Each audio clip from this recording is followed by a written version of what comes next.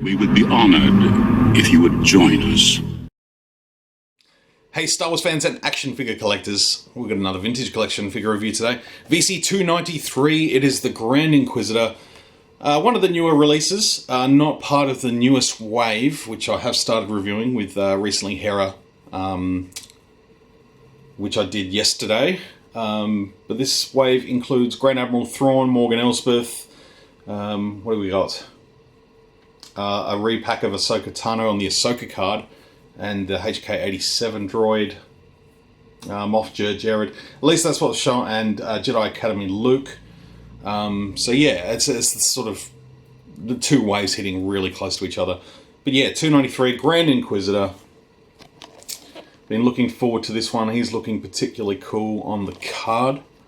Unfortunately, the card itself does have a little bit of that sort of... There's a little bit of that sort of the bubble from the card that went face to face with it in the package. Sort of has removed a little bit of the picture, but it's not too bad. I don't care. I'm opening it up. But yeah, if I was a card collector, I'd probably be a little bit bummed about that, but it's okay. Obviously coming from Obi-Wan Kenobi series, we have him. Good in the packaging. Get another figure where the lightsaber almost doesn't fit in the bubble, which makes me laugh. It's just too good. But yeah, looks nice. You know, with the green, I think that pops nicely with the darker colours. Gives it a little pop of colour, which is nice. And yeah, without further ado, let's bust it open and take a look at the Grand Inquisitor.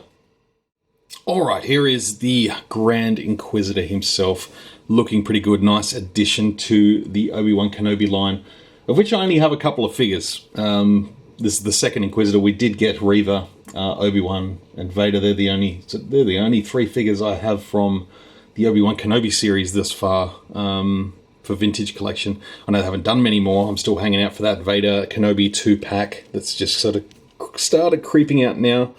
So it's nice to sort of see some figures getting littered in from that line in the vintage line. Because certainly Black Series has been well looked after there. I still haven't caught up with them entirely, but will. Yeah, this one's looking pretty decent. I did have my hesitations. I thought I might pass on it, but yeah, just sort of seeing a few reviews that definitely cemented the decision to pick him up. So I'm glad I have. He looks pretty solid, in my opinion. I think he looks good. Accessory-wise, he comes with his unlit lightsaber blade, which is just killer. That's awesome. I love that they've included that as a separate piece. See, there's a couple of pegs there, so that will sort of fit on his back. So that's cool. That looks nice. And of course, his lit blade, which you saw in the packaging before, barely fit in the bubble, but it got there. So that looks pretty damn good. Yeah, it's a nice looking figure. I know a lot of people have the sort of differences of opinion with, you know, how they went about the live action design of the Grand Inquisitor after, you know, sort of seeing, you know, the Grand Inquisitor being a Pauan, or, you know, the native of Utapau. I can't remember if it's the Utai are the little guys, the Pauans are these big dudes like this. And I recently picked up the Utapauan warrior from the Revenge of the Sith line, and yeah, I'd say the head shape is a little bit more desirable, to which I would have liked to have seen. A little bit more menacing, I felt it would have been. But overall, I think, you know, my personal thoughts are that Rupert Friend did a pretty solid job of the Inquisitor. I did well. Yeah, you know. He's more of a pawn than a main villain, but yeah, I'm a bit sort of partial to both ways. I understand how people feel, and yeah, would I prefer to see something a little bit more like what they did in Revenge of the Sith? Yes. Am I upset with what they did? Not entirely, but it's fine. But yeah, I'm really happy with this figure. He looks great. Paint details on the head are, you know, pretty damn elite. He looks nice. Just the eyes were a little bit you kind of see them. You know, these are so small, these figures.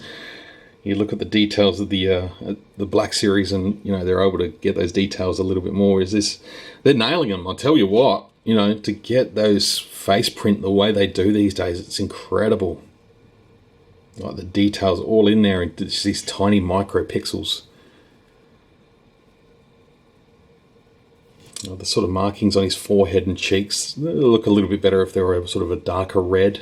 I know this is sort of representative of how he looks in the show, but I'm not game enough to touch up something so fine with a paintbrush.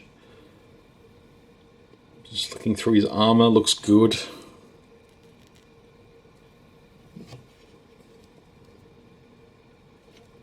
It does sort of feature a bit in the book Rise of the Red Blade Inquisitor, which was good. I've finished that book recently. That's a really great story.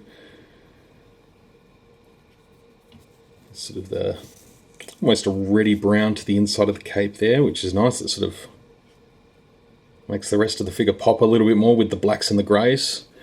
Obviously black on the back, which is fine. I'm sure there's a way to remove that if you wanted to use your Inquisitor without the cape. Which, you know, if you take a look at him like that, it looks kind of cool. Like, I bought 2 Inquisitors in the Black Series, so I could have one without a cape in the Rebels shelf. And I'm happy with how that turned out. So there's some nice detailing on this thing. It's really good. I'll move that off there and get a look at the back. Severe lack of plot there. It looks pretty good. I'm digging it. We'll run through the articulation, I think. Yeah. It's got the double barbell joint in the head, which is good. Oh, it's decent enough range. I think that looks good. Hinge in the shoulder there, and that armor is sort of molded over the top. It's a separate piece glued on, but it allows for that movement, which is good. Nice joint in the elbow there. It's a good range of movement. In and out wrist articulation in that hand, and same with that hand. So both in and out articulation on both wrists, as opposed to having an up and down. It does have a joint there at the lower torso, allowing for a pretty good range of movement. The double barbell joint in the upper thighs there, the swivels. Knee joint, which doesn't really want to bend any more than, almost gets to 90 degrees. That's pretty much 90 degrees, that's fine. And then knee joint, ankle joint with the rocker on the side. And peg holes, we've got peg holes. Let's do the peg test. I'm going to try and remember to do this in my videos. Peg test. Fits like a glove. That's fantastic. That looks nice.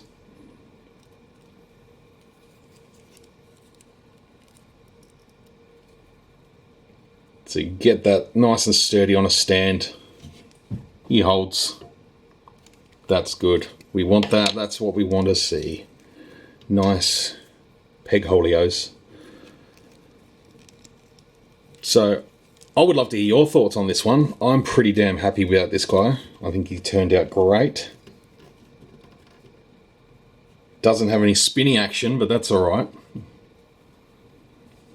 But yeah, nice looking figure. I'm glad I picked him up. So definitely got some, hopefully got some a few more vintage reviews coming in the next week or two. Hopefully adding some more Black Series as well. Slowly trickling in bit by bit. But yeah, again, love to hear your thoughts on this one. I'm pretty damn impressed. Please drop a comment down below. If you enjoyed the review, please give it a thumbs up. And consider subscribing if you haven't already. I love your support. I do appreciate every single bit of time people spend watching my content. So it means a lot to me. But yeah, I'll be back with some more very, very soon. So until then, may the force be with you always.